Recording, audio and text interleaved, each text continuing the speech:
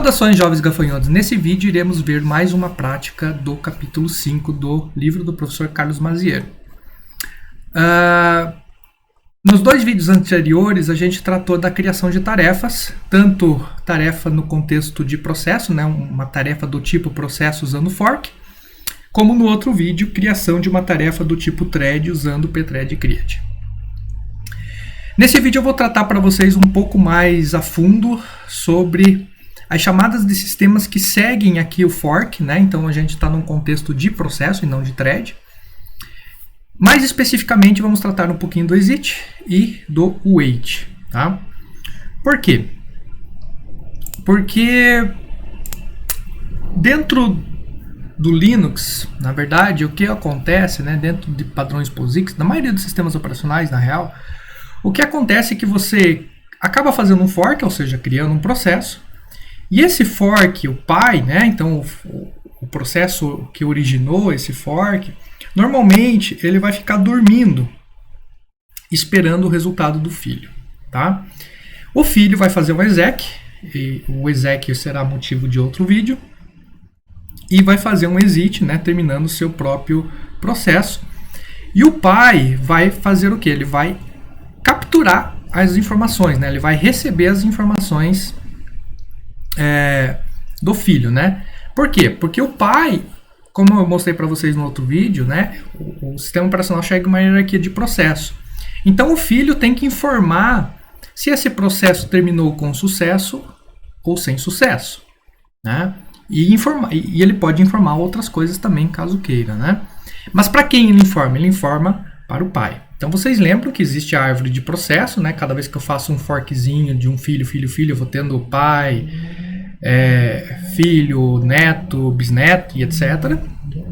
Né? Então, quando eu faço a chamada exit, esse exit na realidade ele retorna, né? Esse exit é uma função que retorna para o pai. Ok? E o pai tem que capturar essa informação, né? Mas como é que o pai espera, né? Então o pai espera, né? O pai acaba esperando a execução, a término do filho através de um wait, tá? Vamos para um exemplo prático que eu acho que fica mais fácil de entender. Então aqui tem um código bem simplesinho, né? Não tem nada demais nesse código aqui. Para quem já viu os vídeos anteriores, eu simplesmente declaro um PID, faço um fork. A partir desse momento, eu tenho o processo duplicado. Para o processo filho, cujo PID é retornado como 0 no fork, o filho vai dormir 2 segundos. Depois de 2 segundos, o filho vai imprimir alguma coisa e vai terminar. Tá? E aí o pai também. O filho vai terminar e o pai, né, só o pai vai fazer essas linhas de código aqui, porque o filho tem uma terminação aqui dentro. O pai também vai imprimir alguma coisa e vai sair. Vamos executar então para ver o que acontece. Então se a gente executar esse processo, que é o L05 wait 1.1, o que acontece? Olha só. Sou o pai, estou terminando. Sou o filho, estou terminando. Então o pai acabou terminando antes do filho. Né? Por quê? Porque o filho dorme por 2 segundos e o pai não precisa dormir por 2 segundos. Professor, então como é que a gente faz? Como é que a gente faz para fazer o pai esperar pelo filho? Né? Por esse desenho, vocês podem ver. Ó, o pai vai esperar pelo filho. Né? O filho vai fazer alguma coisa, não interessa o que o filho vai fazer.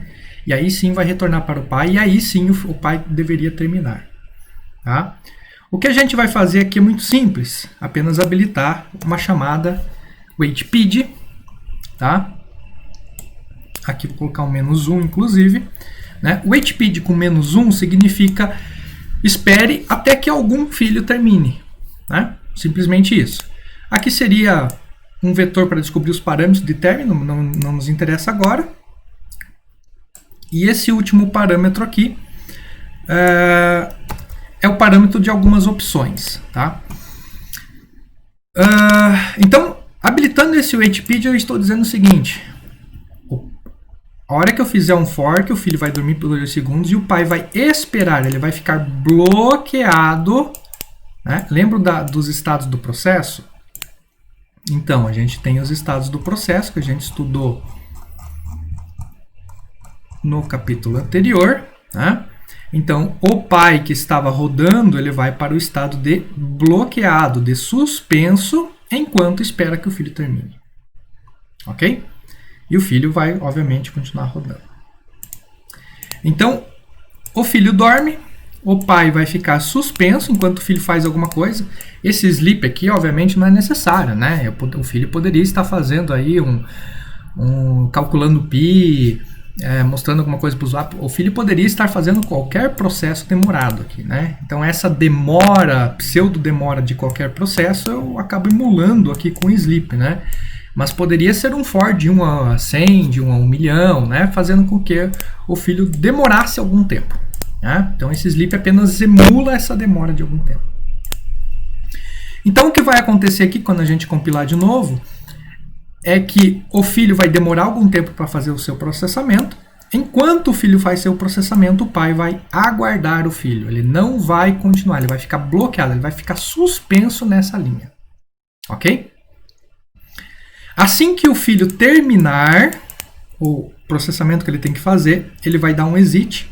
E esse exit vai gerar um sinal, né, que vai acordar o pai. Sobre sinais, né, vocês irão ver em outros vídeos mais adiante. Então esse exit irá gerar um sinal, provavelmente um SIGCOUNT, né, para que o pai continue o seu processo aqui. Ok? E aí, finalmente o pai sendo desbloqueado vai fazer o seu print e vai fazer a sua saída. Lembrando que esse processo que eu chamo aqui de pai, também tem um pai na árvore de processo. Então esse exit 0 também é retornado para o pai do meu pai aqui, né, no caso. Tá? Então vamos compilar esse cara. GCC, esse é o 1.1. E vamos executar o 1.1. Vocês percebam que dessa vez, né, rodando de novo para vocês perceberem, o filho, né, faz seu print antes, mesmo que o filho dorme, o pai fica esperando o filho dormir, o filho printar, o filho sair, para depois o pai printar a sua saída. Certo? Então aqui já começa a entrar um pouquinho da noção aí de coordenação de processos de forma, obviamente, bastante básica. Tá ok? Acho que ficou bem claro. Então o exemplo 2 ele é um pouco mais complexo, porque o exemplo 1 aqui, a gente simplesmente esperou um filho qualquer e passou uma variável nula aqui. Para que serviria isso aqui dentro do contexto? Serviria para a gente descobrir o motivo pelo qual o filho terminou. Será que o meu filho terminou com sucesso? Será que o meu filho terminou com erro? Será que o meu filho abortou? E aí, se ele abortou, talvez eu tenha que fazer algum outro tipo de processo por trás? Porque se ele terminou com sucesso, beleza, terminou com sucesso, vai embora. Agora, se ele terminou com um erro, será que eu não tenho que fazer alguma coisa para tratar esse erro? Então, tem uma pequena alteração que agora o wait aqui, ele vai receber, né? Ele um inteiro aqui, esse nu agora é um inteiro que vai receber o status de terminação. Tá? O filho continua fazendo a mesma coisa. Sleep, print e um exit. Perceba que aqui, inclusive, eu passei um exit 7. Não me interessa. O exit tem como... E aí a gente já está entrando aí em outra chamada de sistema, né? Se a gente for ver no livro, o exit também é uma chamada de sistema que vai fazer o quê? Que vai fazer que o processo rodando seja terminado. Então ele está mudando, alterando o estado do processo. Se a gente for ver aqui, inclusive, o exit é listado como uma chamada. Ok? Mas o fato é que o exit, ele é um término normal. Sempre que você chama exit ou return 0, no caso do main, são praticamente equivalentes, quer dizer que você está fazendo um término normal. Não interessa o número que está sendo passado aqui. É um término normal, com sucesso do processo.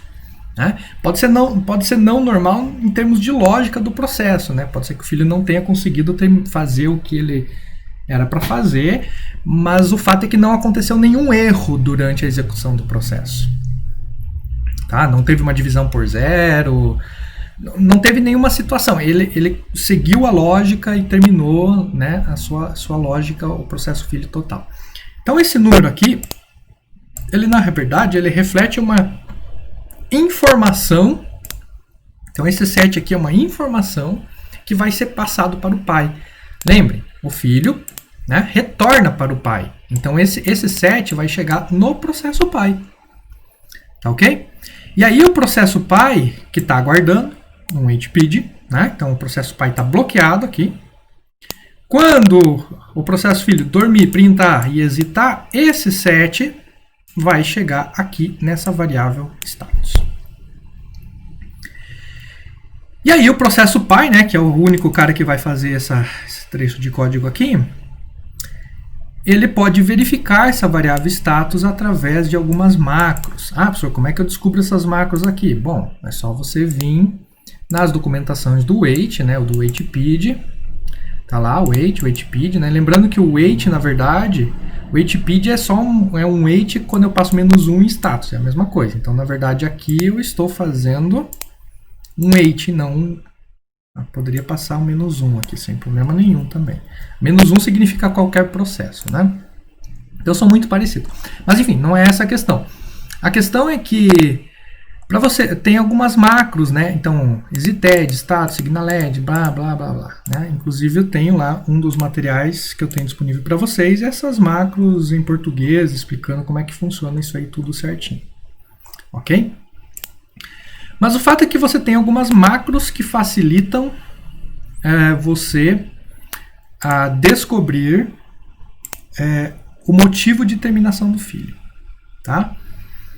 Então, por exemplo, né, essa macro waitIfExit, né, ou seja, se exitado, ou seja, se o filho terminou por um exit, ele vai cair nesse if aqui. Se o filho terminou por um sinal que não seja o exit ali normal, a terminação normal, vai cair nesse else if aqui. E se o filho não terminou e na verdade o status dele foi alterado para suspenso, então ele vai cair nesse if aqui. Tá? Então, nesse caso aqui, eu estou fazendo um exit, então ele vai cair nesse if e vai printar terminação normal e o status do exit, que é esse 7 aqui, pego por essa outra macro aqui. Ok? Vamos rodar, deixa eu dar um clear. Esse é o 1.2. 2 segundos de wait. Lá, ó. Sou o filho 1, estou terminando. Aqui. O filho chama o exit desbloqueia o pai. Como o filho 1 terminou por um exit, vai cair neste if de exitado. Printando execução normal, né, terminação normal e o status do exit, o 7, que foi o que a gente passou aqui em cima. Né? Pode passar qualquer coisa, pode passar 0, 1, 7, 15, qualquer coisa. Sou o pai, estou terminando. Né? Obviamente, depois dele fazer o else if, ele vai aqui e ele dá um exit 0 para o pai dele. Né? O que o pai dele vai fazer com o exit 0, eu não sei, mas está lá a informação de término com sucesso. Ok? Ah, professor, e se a gente comentar o exit, em vez de chamar um exit, chamar o abort? Lembrando que a função abort, também é uma chamadinha de sistema aqui, ela gera um sinal sigabort, que é o número 6. Tá? Para quem duvida, basta abrir os sinais POSIX, né, o manual, e ver lá que o sigabort é o sinal número 6. Tá? Então é um sinal de abortagem. Vamos ver o que acontece? Vamos lá. Vamos compilar isso. 1.2. Espera 2 segundos. Agora o filho ele não terminou por um exit, ele terminou por um abort. Terminando por um abort, O sinal que o abort gera é o 6, então tá lá, ó, terminação anormal, porque entrou no else if da terminação por sinal e não por exit normal, né? Então, terminação anormal, o sinal gerado foi parará, né? Então, o sinal gerado foi 6 e aí, obviamente, o pai termina. Ok? Assim também a gente pode fazer o processo filho terminar com uma divisão por zero. Você sabe que divisão por zero, inclusive dá um warning aqui na compilação, vai terminar. Olha lá. Sou o filho gera uma divisão por zero trava o programa, né? Termina o programa, de uma forma anormal, abnormal termination, aqui, ó, tá vendo? E o número desse sinal gerado foi o 8. O que é o 8? Se a gente for olhar lá nos sinais POSIX, o 8 é um SIG-FPE, que é um erro de ponto flutuante, né? SIG-FPE, onde que tá aqui? Tá aqui em cima, eu acho. SIG-FPE é quando o processo executa um erro de operação numérica, como uma divisão por zero. Ok? E para gerar esse outro erro aqui, né? Que é o ser estopado, né? Então, o pai vai ser desbloqueado aqui no wait, caso o filho mude seu status, né? De rodando, por exemplo, para parado. Como é que eu mudo o status, né? Como é que eu mudo o filho lá na minha máquina de estado? Né? Mandando um sinal. No caso, o SIG-stop. Vamos achar o SIG-stop aqui. SIG-stop. No caso, o SIG-stop aqui, ele instruiu o sistema operacional a parar um processo. Ok? Então é um sinal, né? Então eu estou mandando SIG-stop para o meu próximo processo. Para quem não viu ainda sinais, tem outro vídeo sobre isso. Né?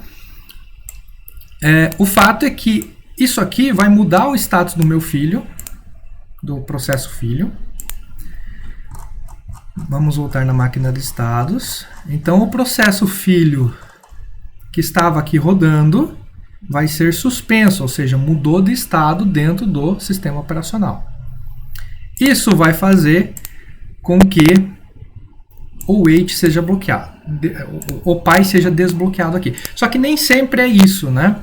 O wait ele só desbloqueia por término, né? E não quando ele é parado por mudança de estados. Para mim habilitar a mudança de estados, eu tenho que pegar essas duas opções e jogar aqui nessas duas opções. Ou seja, o pai vai continuar, né, vai sair do wait, vai ser desbloqueado agora caso o processo seja bloqueado, né, jogado para a lista de suspensos ou tirado da lista de suspensos. Tá? Então, para mim conseguir gerar esse cara. Então, deixa eu salvar aqui, né?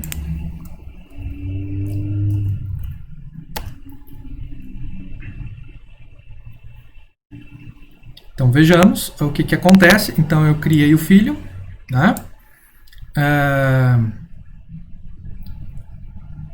O filho agora está suspenso, ok? Porque ele ganhou um sinal SIG-stop. O SIG-stop me gera o sinal 19, se a gente olhar lá na lista de sinais. 19, né? Tá aqui. Continue, né? Estopado e continuar, enfim. SIG-stop aqui, 19. Né? Tá um pouco confuso esses sinais. Então, o pai vai cair nesse if, né? Filho parado, aqui ó, filho parado por um sinal 19. Então o filho mudou de status, o pai foi desbloqueado porque o filho mudou de status. Se a gente tirar esse cara, voltar com 0 aqui, isso não vai acontecer. Tá? Porque o filho, na verdade, ele só vai... O pai só vai ser... Nesse caso aqui, sem essas opções, o pai só vai ser desbloqueado caso o filho termine. Né? Então, essas opções são para mudar aí as condições do wait pitch. Ok? Inclusive, se a gente vir aqui no outro terminal, fizer um ls-la... Opa, ls não. ps-la, a gente tem lá os 3 processos vivinhos da Silva ainda, né? Tá? Por quê? Porque eu coloquei 3 processos para dormir aqui com o SIGSTOP. Ok? Agora eu não devo mais ter 3 processos. Agora eu devo ter apenas um. Ok, gente? Beleza. O próximo exemplo trata de uma situação um pouco interessante, que é quando o pai acaba terminando antes do filho. Então, olha só, o filho, aqui nesse caso, aliás, quando o pai não termina, né? Por quê? Porque aqui nesse caso, o filho termina e o pai pega a informação de retorno do filho. Quando o filho termina, o pai é desbloqueado no wait e pega essa informação de retorno do filho. Mas e se o pai não terminar? Se o pai estiver fazendo, por exemplo, um loop infinito? Tá? Então, o filho, veja aqui que o filho termina, com sucesso, inclusive, e o pai entra no loop infinito. O pai não pega essa informação de retorno do filho. O que vai acontecer nesse caso aqui? Deixa eu dar um clear. Então, vamos rodar. Exemplo 1.3. Lá, ó. Sou pai, meu filho entrou em loop infinito, meu filho irá virar um zumbi, porque eu não dei atenção a ele, porque obviamente o pai não fez o wait, né? Ou não terminou seu próprio processo, na verdade, e o filho terminou e o pai não. O que acontece nesse caso é isso aqui, ó. Deixa eu fazer um clear. PS-LA. Esse processo 3 aqui, ó, virou o que a gente chama de zumbi, inclusive tem um R aqui. Por quê? Por que ele virou zumbi? Porque o filho terminou e aqui esse status de término do filho, que é o valor 0, que é o valor 7, é o valor que eu passo aqui pelo exit, né? Esse status de término e outras informações, inclusive, elas têm que ser retornadas para o pai. Mas o pai está lá, que nem um bobão, fazendo o loop infinito. Então, o filho vai ficar, né? O filho vai ficar com um zumbi até que o pai saia do loop infinito, que nesse caso vai ser impossível, ou o pai termine. Ok? Em o pai terminando, se o pai terminar, esse valor de retorno aqui do processo, ele retorna para o pai do pai, né? Para quem for pai do processo chamador. Tá? Então a gente pode fazer um kill aqui, -9, no processo, que é o pai dele, que é o 25, não, 275, 850. E aí a gente vai ver.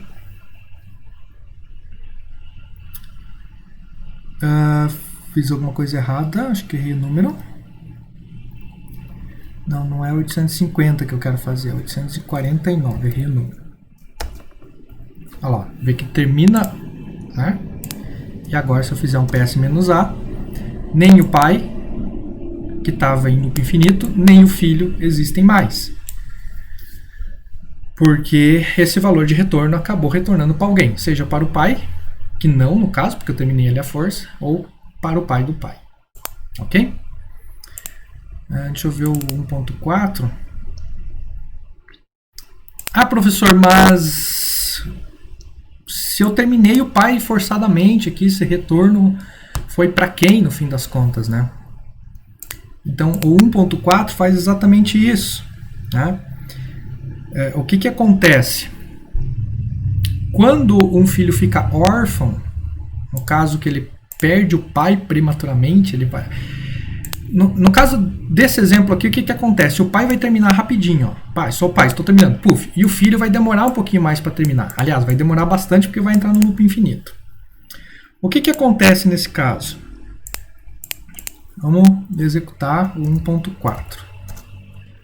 Olha lá, ó. O pai terminou.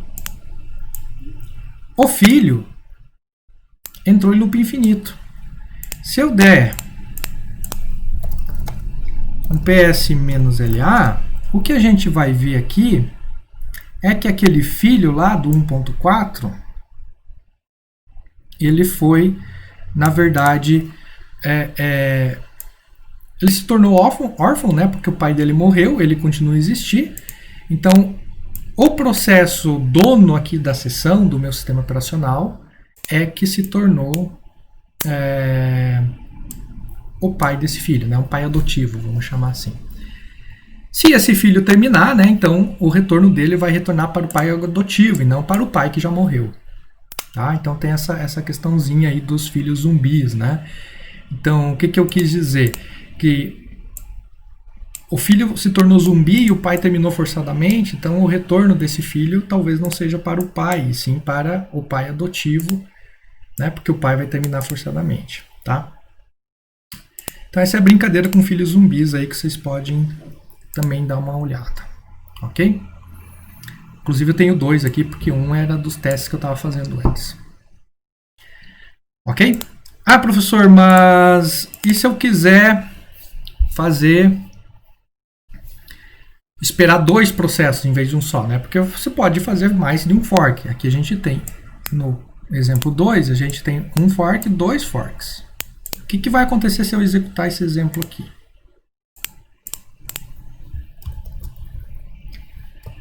Então o wait2 vai fazer o seguinte, ó. Olha só. Se eu executar esse exemplo aqui, deixa eu até dar um clear e executar de novo. Ó, o filho 2, nesse caso, ele dorme por 2 segundos e o filho 1, aliás, o filho 1 dorme por 2 segundos e o filho 2 não dorme por nada. Então o filho 2 termina rapidinho. O pai também termina rapidinho, porque não faz nada, né? Mas teria um wait. Olha só, o filho 2 terminou rapidinho, o pai terminou rapidinho, mas o pai deveria esperar o filho 1, concordam comigo? Mas não foi isso que aconteceu. Percebam que o pai vai terminar antes do filho 1. O pai já terminou, o filho 1 terminou agora. Ok? Então, o waitPid com esse "-1 na frente, ele espera por qualquer filho terminar. Se eu quiser esperar os 2 filhos terminar, eu tenho que passar o waitPid, passar qual é o filho que eu estou esperando. Qual é o filho que eu estou esperando? 2 waitPids, né? Esse primeiro espera o primeiro, esse segundo espera o segundo, só quando eu...